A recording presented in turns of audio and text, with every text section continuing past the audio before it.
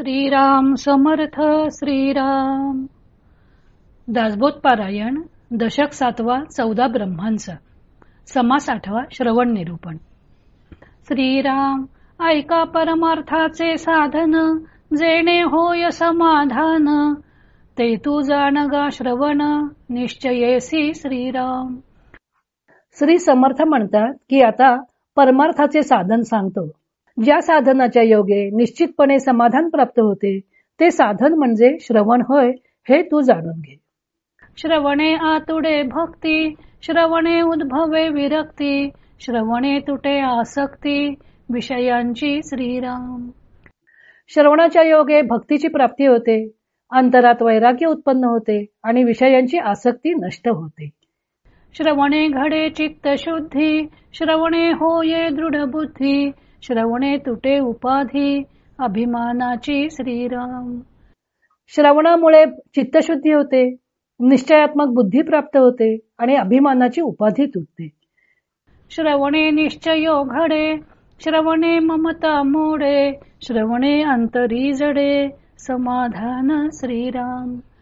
श्रवणाने अध्यात्माचा निश्चय होतो, देहासंबंधी ममता नाहीशी होते आणि अंतरात समाधान टिकून राहते. श्रवणे आशंका फिटे श्रवणे संशय तुटे श्रवण होता पालटे पूर्वगुण आपुला श्रीराम. श्रवणाने शंकांचे निरसन होते, संशय नाहीसे होतात आणि मुख्य म्हणजे आपले पूर्वीचे गुण पालटतात. श्रवणे आवरे मन श्रवणे घडे समाधान श्रवणे तुटे बंधन देह बुद्धीचे श्रीराम. श्रवणाने मनोनिग्रह साधू लागतो, समाधान लाभते आणि देहबुद्धीचे बंधन तुटून जाते. श्रवणे मी पण जाये श्रवणे धोका नये श्रवणे नाना अपाये भस्म होती श्रीराम. श्रवणाने मी पण नाश पावते, अहंकार नष्ट होतो, धोका टळतो व नाना प्रकारचे अपाय भस्मसात होतात. श्रवणे होये कार्यसिद्धी श्रवणे लागे समाधी श्रवणे घडे सर्व सिद्धी समाधानासी श्रीराम. श्रवणाने कार्यसिद्धी होते, समाधी लागते आणि शाश्वत समाधान रूपी सिद्धीची प्राप्ती होते. सत्संगावरी श्रवण तेणे कळे निरूपण श्रवणे होई जे आपण तदाकार श्रीराम. संतांच्या सान्निध्यात अध्यात्म निरूपणाचे श्रवण घडले की आपण अर्थाशी एकरूप होतो. श्रवणे प्रबोध वाढे श्रवणे प्रज्ञा चढे श्रवणे विषयांचे ओढे तुटो न जाती श्रीराम. श्रवणाने ज्ञान वाढते, प्रज्ञा जागृत होते आणि मनाची विषयाकडे जी ओढ असते ती कमी होते. श्रवणे विचार कळे श्रवणे ज्ञान हे प्रबळे श्रवणे वस्तू निवळे साधकासी श्रीराम. श्रवणाने सारासार विचार म्हणजे काय ते कळते, त्यामुळे ज्ञानाची वृद्धी होते व अखेर साधकाला आत्मवस्तूची प्राप्ती होते. श्रवणे सद्बुद्धी लागे श्रवणे विवेक जागे श्रवणे मन हे मागे भगवंतासी श्रीराम. श्रवणाने सद्बुद्धी उत्पन्न होते, विवेक जागृत होतो आणि मन भगवंताची मागणी करू लागते. श्रवणे कुसंग तुटे श्रवणे काम वोहटे श्रवणे धोका आटे एक सरा श्रीराम.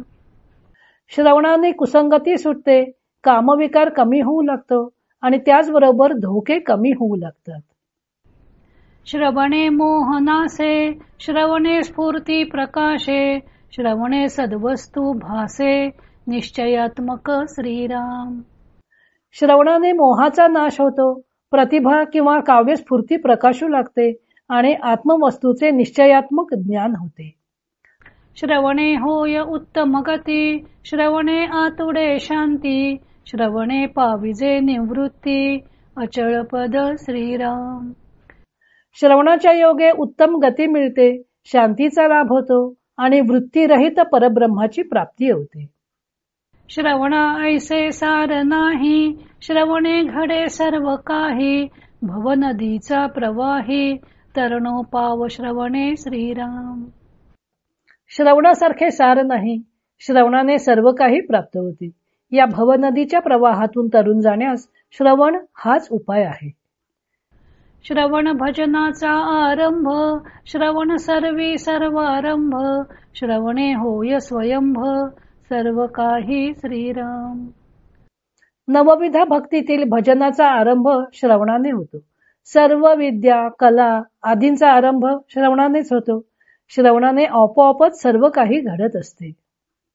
प्रवृत्ती अथवा निवृत्ती, श्रवणे विण न घडे प्राप्ती, हे तो सकळांस प्रचिती, प्रत्यक्ष आहे श्रीराम.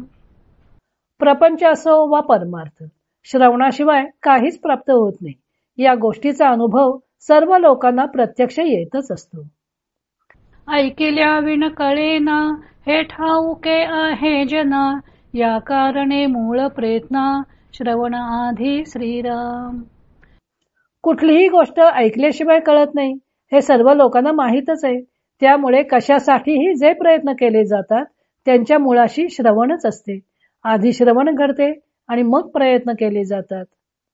जे जन्मी ऐकिलेची नाही, तेथे पडिजे संदेही, म्हणून दुजे काही, साम्यता न घडे श्रीराम.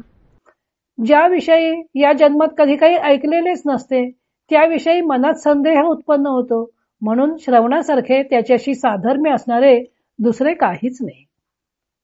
बहुत साधने पाहता, श्रवणासन घडे साम्यता, श्रवणे विण तत्वता, कार्य न चले श्रीराम. अनेक साधनांसंबंधी विचार केला असता श्रवणासारखे सर्वोत्कृष्ट साधन दुसरे नाही हे कळून येते. खरोखरच श्रवणाशिवाय कुठलेही कार्य घडूच शकत नाही. न देखता दिनकर, पडे अवघा अंधकार, श्रवणे विण प्रकार, तैसा होय श्रीराम. जसा सूर्य उगवला नाही तर सर्वत्र अंधाराचेच साम्राज्य असते, तसाच प्रकार श्रवणाचा जाणावा. कैसी नवविधा भक्ती, कैसी चतुर्विधा मुक्ती, कैसी आहे सहज स्थिती, हे श्रवणे विण न कळे श्रीराम.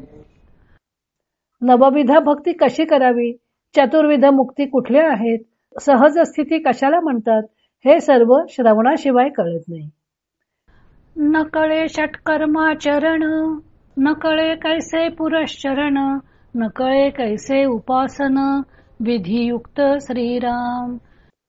षडविध कर्माचरण म्हणजेच स्नान, संध्या, जप, होम, पठण पाठन, देवतार्चन व वैश्वदेव कसे करावे, पुरश्चरण म्हणजे काय, तसेच विधियुक्त उपासना कशी करावी वगैरे सर्व गोष्टी श्रवणाशिवाय कळत नाहीत. नाना व्रते नाना दाने, नाना तपे नाना साधने, नाना योग तीर्थाटने, श्रवणे विण न कळती श्रीराम. नाना व्रते, नाना दाने, नाना तपे, नाना साधने, नाना प्रकारचे योग, नाना तीर्थाटने यांचे ज्ञान श्रवणाशिवाय होत नाही. नाना विद्या पिंड ज्ञान, नाना तत्वांचे शोधन, नाना कळा ब्रह्मज्ञान, श्रवणे विण न कळे श्रीराम. नाना विद्या, पिंडज्ञान, नाना तत्वांचे शोधन, नाना कला, ब्रह्मज्ञान यापैकी काहीही श्रवणाशिवाय कळत नाही. 18 भार वनस्पती, एका जळे प्रबळती, एका रसे उत्पत्ती, सकळ जीवांची श्रीराम. ज्याप्रमाणे 18 भार वनस्पतींची वाढ एका जलामुळेच होते, सर्व जीवांची उत्पत्ती एका रसापासूनच होते. सकळ जीवा एक पृथ्वी, सकळ जीवा एक रवी, सकळ जीवा वर्तवी, एक वायो श्रीराम. सर्व जीवांना आश्रय एकाच पृथ्वीचा असतो. सर्वांना प्रकाश देणारा सूर्यही एकच असतो. सर्व प्राण्यांचे चलनवलन करविणारा वायूही एकच असतो. सकळ जीवा एक पैस, जयास बोली जे आकाश, सकळ जीवांचा वास, एका परब्रह्मी श्रीराम. सर्व जीवांना एकाच आकाशात अवकाश मिळतो व सर्व जीवांचा वास एकाच परब्रह्माच्या ठिकाणी असतो. तैसे सकळ जीवास मिळवून, सार एकची साधन, हे तो जाण श्रवण प्राणिमात्रांसी श्रीराम. त्याप्रमाणे सर्व जीवांना मिळून सारभूत असे एकच साधन म्हणजे श्रवण हेच सर्व प्राणिमात्रांचे कल्याण करणारे आहे. नाना देश भाषा मते भूमंडळी असंख्याते सर्वस श्रवणा परते साधनची नाही श्रीराम. पृथ्वीच्या पाठीवर नाना देश आहेत, अनेक भाषा आहेत, असंख्य मते आहेत, पण सर्वोपयोगी असे श्रवणासारखे दुसरे साधनच नाही. श्रवणे घडे उपरती बद्धाचे मुमुक्ष होती मुमुक्षाचे साधकती नेमेसी चालती श्रीराम. श्रवणाने उपरती होते व बद्ध असतात ते मुमुक्ष होतात, मुमुक्ष असतात ते अत्यंत नेमनिष्ठ साधक बनतात. साधकाचे होती सिद्ध अंगी बाणता प्रबोध हे तो आहे प्रसिद्ध सकळांचा ठाऊके श्रीराम. जे साधक असतात त्यांच्या ठिकाणी प्रबोध बाणतो म्हणजे निश्चयात्मक ज्ञानाची त्यांना प्राप्ती होऊन ते सिद्ध होतात हे तर सर्व लोकात प्रसिद्धच आहे. ठाईचे खळ चांडाळ तेची होती पुण्यशीळ ऐसा गुण तत्काळ श्रवणाचा श्रीराम. अत्यंत दुष्ट दुर्जन चांडाळ जरी असले तरी श्रवणाच्या योगे ते पुण्यशील होतात असा श्रवणाचा शीघ्र फलदायी गुण आहे. जो दुर्बुद्धी दुरात्मा तोची होय पुण्यात्मा अगाध श्रवणाचा महिमा बोलिला नवचे श्रीराम. जो दुर्बुद्धी दुरात्मा असतो तोच श्रवणाने पुण्यात्मा होतो असा हा श्रवणाचा अगाध महिमा आहे. त्याचे यथार्थ वर्णन करताच येत नाही. तीर्थाव्रतांची फलश्रुती पुढे होणार सांगती तैसा नव्हे हातीचा हाती सप्रचित श्रवण श्रीराम. तीर्थयात्रा व्रते वगैरेंची फलश्रुती भविष्य काळात फल देणारी असते, पण श्रवणाचे तसे नाही. त्याचे फळ हातोहात मिळते ही अनुभवाची गोष्ट आहे. नाना रोग नाना व्याधी तत्काळ तोडी जे औषधी तैसी आहे श्रवण सिद्धी अनुभवी जाणती श्रीराम. नाना रोग नाना व्याधी जरी असल्या तरी काही रामबाण अशी औषधे असतात की त्या रोगांचा व्याधींचा तत्काळ नाश होतो. श्रवणाची कार्यसिद्धी सुद्धा अशीच तत्काळ फल देणारी आहे हे अनुभवी लोक जाणतात. श्रवणाचा विचार कळे तरीच भाग्य श्री प्रगटे बळे मुख्य परमात्माचा आकळे स्वानुभवासी श्रीराम. श्रवणातील विचारांचे नीट आकलन झाले तरच तत्काळ भाग्य उदयास येते आणि मुख्य परमात्माच स्वानुभवाच्या योगे प्राप्त होतो. या नाव जाणावे मनन अर्था लागी सावधान निज ध्यासे समाधान होत असे श्रीराम.